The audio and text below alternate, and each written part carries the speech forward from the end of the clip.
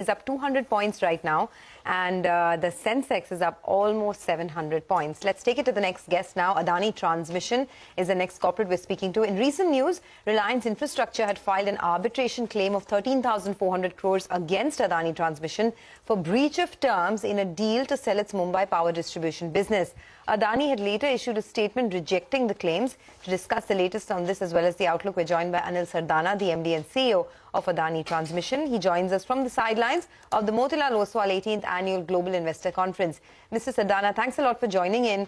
If you can first start by just giving us some clarity on this Reliance Infra claims on the Mumbai power circle.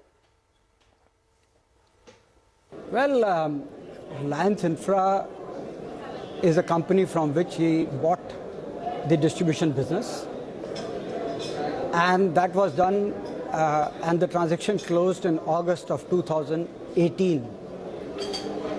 Subsequently, they came back in December 2021 asking for some claim, which we said that as per the agreement is already paid for,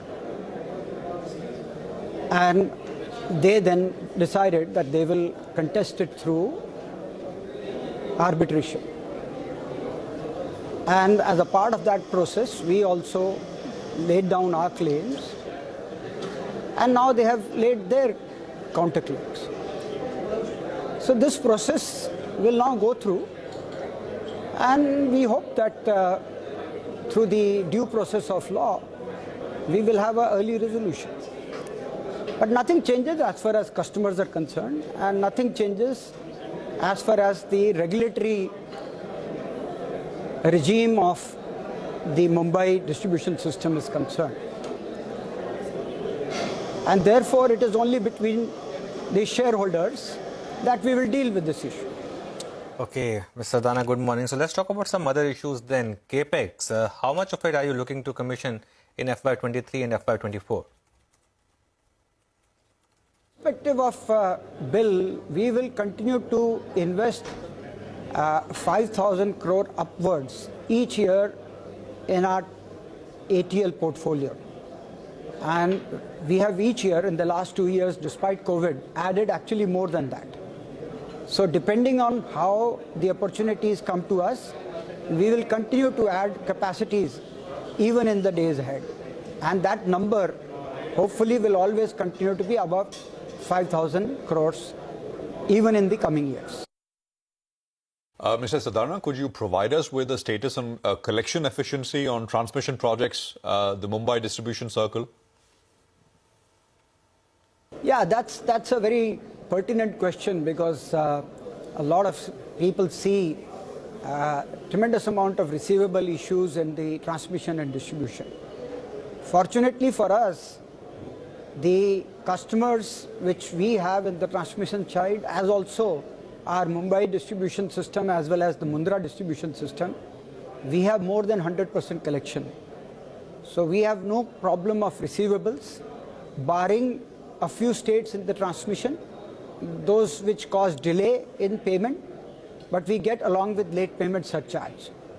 So for us, that's not a bad phenomena, because our cost of money is far lower than the late payment surcharge that we are able to get for the delayed payment. Okay. Also, what is your view on the upcoming tenders in the TBCB transmission projects?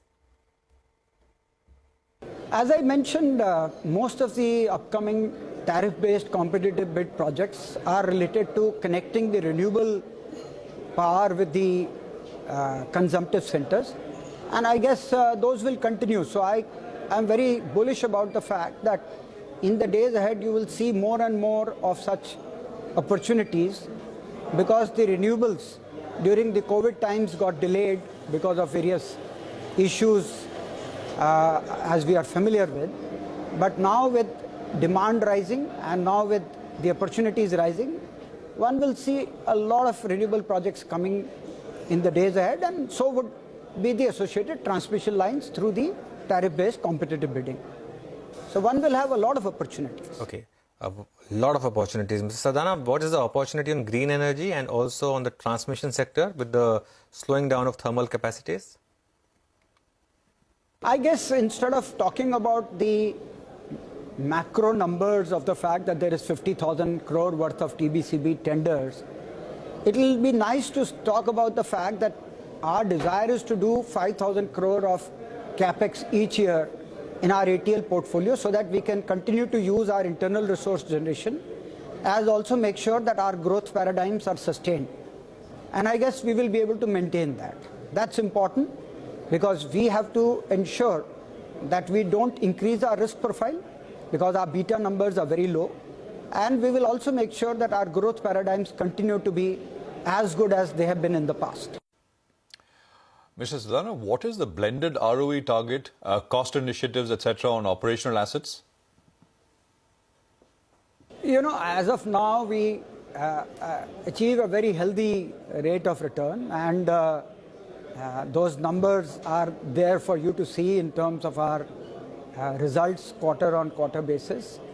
I would only, without giving a guidance, say that we will continue to make sure that we remain healthy, and that's reflected in my commitment on 3 counts. Number 1, the risk profile reflected by the beta will continue to be low. Number 2, we will continue to be among growth. And number 3, we will make sure that our net debt to EBITDA will not exceed the number so as to impact our ratings. We will continue to be investment grade, which we are today, and it is our assurance to all the investors and our stakeholders that we will maintain that discipline. Okay. So what are the opportunities that you're identifying in the distribution space? How can you sort of take advantage of that? We are continuing to be very optimistic about the distribution part. We are, as I said, adding the areas around our existing distribution company. And we will make sure that we will also apply for the opportunities in other license areas in the times to come. And these times are not some long-term years. I'm talking about in the recent months you will see announcements of the fact that we will partake and apply for second licenses in some of the areas. And we will continue that spree in the subsequent quarters also.